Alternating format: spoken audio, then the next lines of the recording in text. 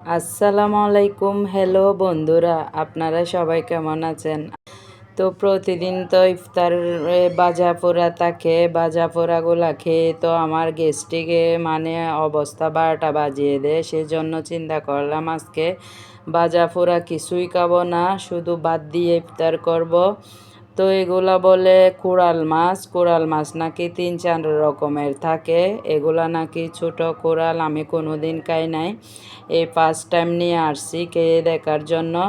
তো মাছগুলা বেশি মজা না, তবে আছে মোটামুটি। বড় কোরালটা তো অনেকবার খেয়েছি, ওটাই বেশি মজা। তো আমরা রোজাতে ভাজা পোড়া খেয়ে খারাপ লাগলেও তারপরও আমরা ওগুলা না খেয়ে কেন জানি পারি না। তারপরও আজ একটু না খাওয়ার চেষ্টা করলাম। ভাত খাওয়ার পর বসে বসে এখন আমি মাছের মাথা খাচ্ছি। এই যে মাথাগুলা চষে চষে খেতে অনেক মজা, তাই না? কার কেমন লাগে কমেন্ট করে জানাবেন।